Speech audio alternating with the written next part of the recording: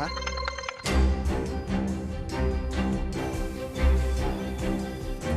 Bonjour à tous, bonjour Hervé Morin. Bonjour Guillaume Darel. Alors on va revenir bien sûr sur cette crise liée à l'épidémie de coronavirus, mais d'abord ces images de violences policières qu'on a vues hier avec cet homme producteur de musique violemment frappé par des policiers. Est-ce que c'est un cas isolé ou est-ce qu'il y a un problème structurel de violence dans la police ? Très clairement, ces images, bien entendu, et ces violences sont inacceptables. Ça, il n'y a aucun doute pour personne, je crois. La question, elle est assez simple. Est-ce que le besoin de sécurité de nos compatriotes, qui est réel, effacerait un tant soit peu l'exigence républicaine, l'exigence de respecter les principes qui sont les nôtres ? Bien entendu, non. Et je crois qu'il y a derrière ça un sujet simple aussi, c'est la question de la formation de nos policiers, la question aussi du commandement de nos policiers, et bien sûr aussi le fait que le pouvoir politique soit absolument inflexible sur les principes qui sont les nôtres. Je pense que c'est ça l'équation majeure.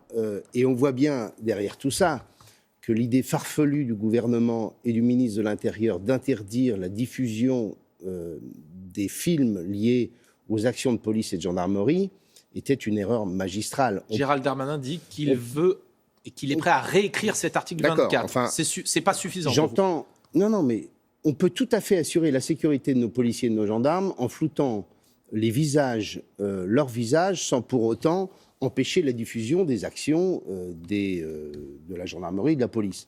Et donc le cadre, il est assez simple. La démocratie, elle impose aussi la transparence. Et la transparence consiste aussi à permettre aux policiers, en effet, de faire leur boulot, mais aussi, et de le faire en sécurité pour eux-mêmes et pour leur famille, mais en même temps d'avoir les moyens de contrôle démocratique.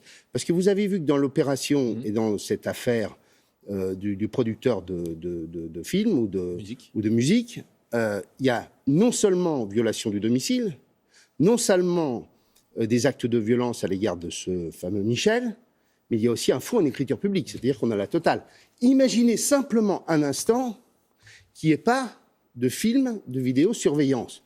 Comment voulez-vous ensuite vous défendre s'il n'y a pas un maximum de moyens de transparence ? Est-ce que Gérald Darmanin, le ministre de l'Intérieur, est à la hauteur de son poste ? Il était hier sur ce plateau, il a dit qu'il allait révoquer, si les faits sont prouvés, il y a peu de doute, qu'il allait révoquer ces 4 policiers. Est-ce qu'il est à la hauteur, Gérald Darmanin ? Non, mais je ne vais pas rentrer dans ces débats politiciens. Voilà, je pense que... Vous avez parlé de la responsabilité du pouvoir politique il y a quelques instants. Je pense qu'il y a très clairement besoin de rappeler que l'exigence de sécurité de nos compatriotes n'efface en rien les exigences républicaines.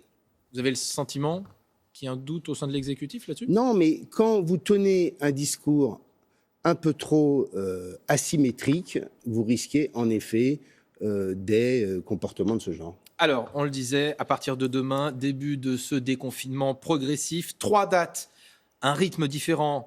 Non pas justement pour tout le pays, mais avec les dom-toms où il y a des cas un petit peu particuliers. Mais sinon, pour la métropole, c'est le même rythme partout. Est-ce que vous auriez fait différemment ? Je pense que de toute façon, dans la conduite, je disais ça à François Baron après une réunion à Matignon, je disais, je pense qu'on n'aurait pas pu faire pire dans la gestion de cette crise. Enfin, voilà. Parce que depuis le début, il y a eu tout de même un cumul d'erreurs, absence d'anticipation, déconfinement raté, et pour ce deuxième raté, déconfinement, bien. Derrière ça, il y a tout de même pour nos compatriotes tellement de choses incompréhensibles. Je cite simplement cette histoire du nombre de mètres carrés. Donc vous allez chez un commerçant, 8 mètres carrés, monsieur. Vous irez demain dans un cinéma ou dans un théâtre, on vous demande autant que possible 4 mètres carrés. Et alors, quand vous allez dans une cathédrale, vous ne devez pas être plus de 30. Expliquez-moi quelle est la cohérence de cette histoire. Ça révèle qu'on est dans un système tellement centralisé et technocratique que quand l'État finit par s'occuper des choses dans ce point de détail, on est sûr qu'on a le droit à toutes les conneries possibles. Est-ce qu'il fallait faire un déconfinement territorialisé ou pas ? Deuxièmement, il faut bien entendu, à partir du mois de décembre, un déconfinement territorialisé. Cette histoire de dire on va fermer tous les restaurants et tous les bars jusqu'au 20 janvier, alors qu'on va avoir des départements dans lesquels le virus ne circulera plus. Et je vous rappelle que par ailleurs, on n'a pas le droit pour l'instant de se déplacer entre les régions.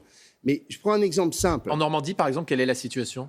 Je suis allé variable d'un département à l'autre. Mais je vais prendre un autre exemple qu'un département normand. Regardez la Charente-Maritime.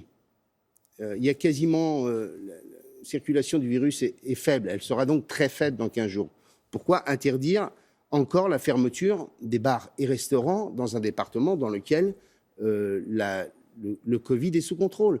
Donc il faut avoir un peu d'intelligence et considérer, comme dans tous les pays européens, qu'une place est faite à un dialogue entre le pouvoir central et les territoires pour bâtir le modèle de déconfinement. Ce dialogue aujourd'hui n'existe pas, Hervé Morin ?